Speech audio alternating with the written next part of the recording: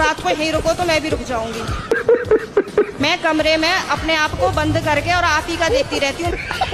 मेरे पति जैसे सुन लेते हैं ना कि जंगले में से फिर लगी पड़ी है, तो कहेंगे हो वैसे तो बड़ी पुजारन हो रही है, वैसे हमसे पूरे दिन रात ऐसी मारा है हमारी, वैसे प्रेमानंद जी को सुनती है, कभी अनिरुद्धाचार्य जी को सुनती है।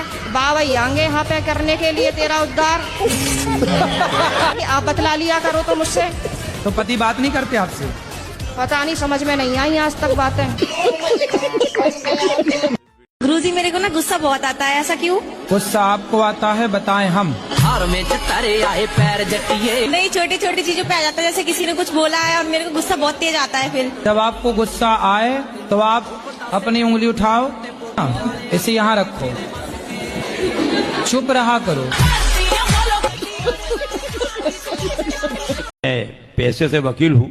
हाँ। और मेरे पास जो भी केस आते हैं वो गलत करके आते हैं। अच्छा। तो मुझे कोर्ट में बहुत झूठ बोलना पड़ता है जब जाके उनको बचाता हूँ। तो इसका पाप किस पे आएगा? ये बताइए कि आप जब किसी का केस लड़ते हैं तो आपको ये पता होता है कि ये आदमी गलत है या सही है? बिल्कुल बिल्कुल पता लगता है हमको, हम पहचान लेते हैं, जान लेते हैं। कोई बलात्कारी आपके पास आ जाएगा तो क्या आप उसे भी जिता देंगे? यदि आप बिल्कुल बिल्कुल, हमारा पैसा ही है ना यही। तो यदि गलत है तो फिर गलत को आप मत जिताओ, आप कहो भैया मैं झूठ नहीं बोल सकता, मैं नहीं करता। हम केस नहीं लड़ सकते साहब। तो आप अच्छे लोगों के केस लड़ो। और अच्छे लोगों के तो केस बनते ही नहीं है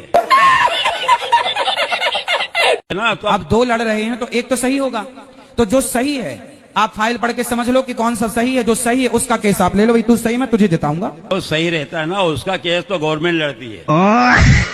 गुरुजी राधे राधे जी। आपके कोटि में चरणों में प्रणाम। गुरुजी कोटि कोटि धन्यवाद, तुम्हारे चरणों में मेरा सिरवा है। आपके चरणों में कोटि कोटि प्रणाम।